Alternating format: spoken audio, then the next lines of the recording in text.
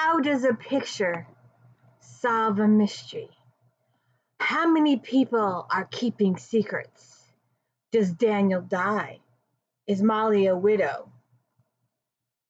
Hey everybody, welcome to the Rhys book series. I'm Kristina, Kristina, and please hit the like and subscribe, please. I'm just reading books, talking books. Nothing special here, no special effects. I just need your support. I seem to not be doing very well here, so it would be helpful. Spread the word, spread the news. It's just me reading books. Goodbye, Casanova. It's always a box. But anyways, we are talking about Hush Now, Don't You Cry, Rhys Bowen, Book 11 in the Molly Murphy Mystery Series. Now, I wanted to read this quickly because at the end of the last book, Molly, why does everybody gotta mark my computer? Come here, Casanova.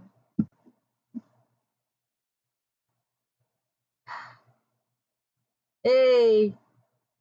So at the end of the last book, Molly was offered a job, and we weren't told what the job was. And I was anxious to read this, because it's the next book, to find out what the job was. And we don't find out what the job was. Alright, so Molly and Daniel went on a honeymoon for a day or two. And then Daniel got called back to New York City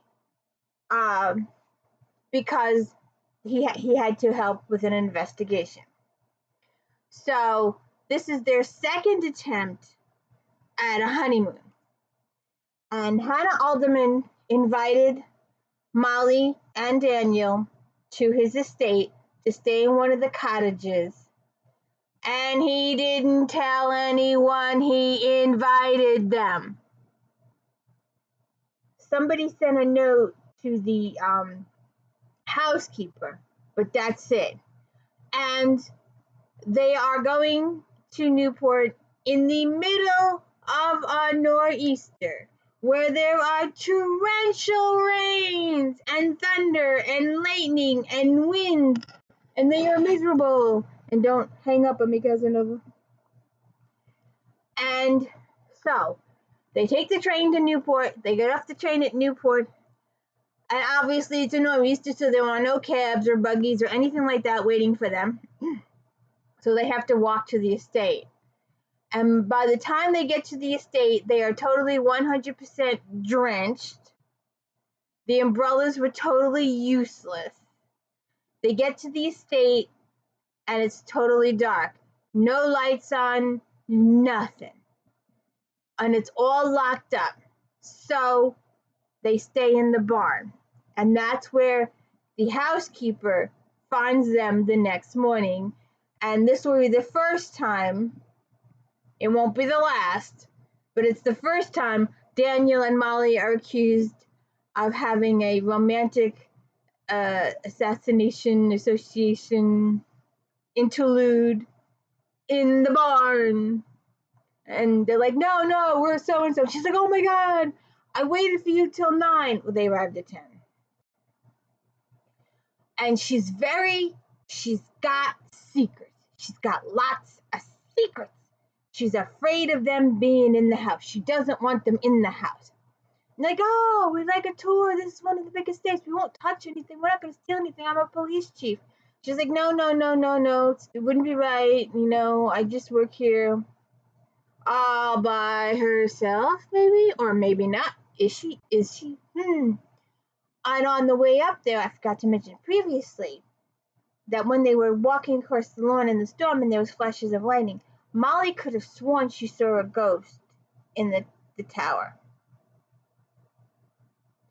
So then they get to the cottage, and Daniel comes down with pneumonia. Really, really, really, really bad pneumonia.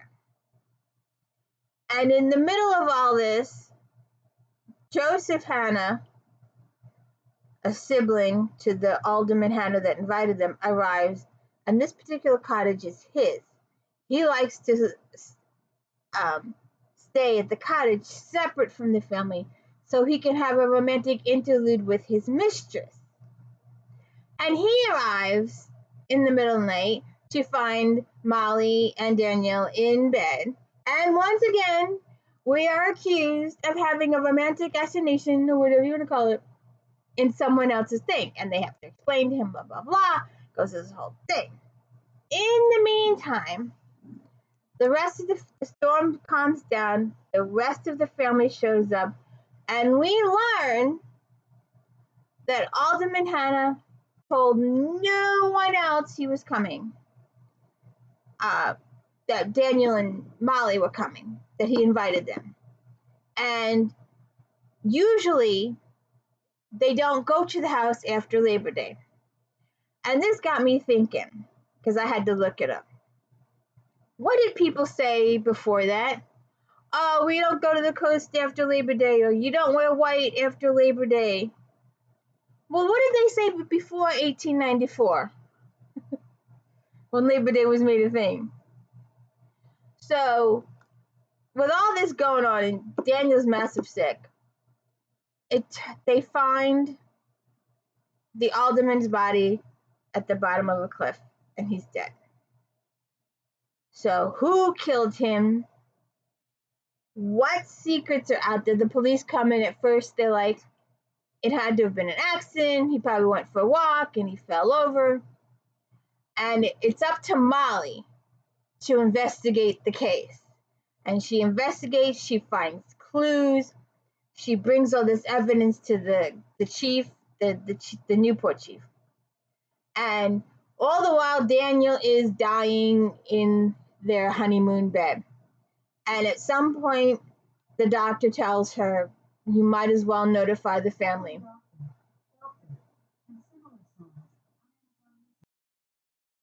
So the doctor informs her that she's got to notify family.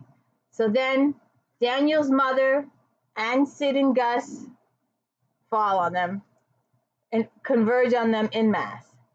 And with Daniel's mother keeping Daniel occupied and nursing him back to health, as only a mother can, Molly goes off to investigate. And she even goes back to New York City, or New York.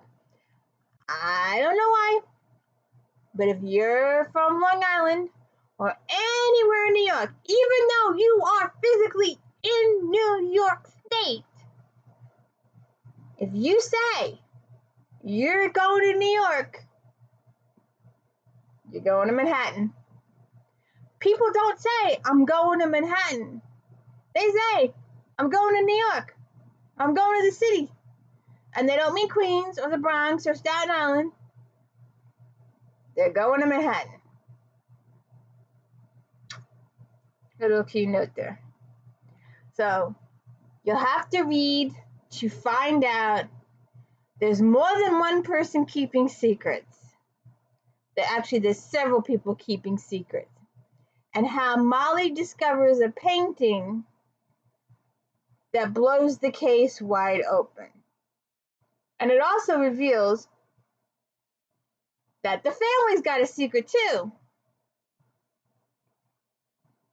And it's up to Molly to discover why the alderman wanted them there, what he wanted to talk to Daniel in private up at his estate about.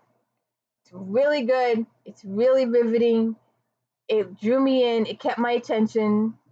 I had wanted to read something else at this point, but that book was not available. And like I said at the beginning, I really wanted to know what that job was. But of course, they're still being on their honeymoon. The guy that offered the job still hasn't had a chance to talk to Molly yet.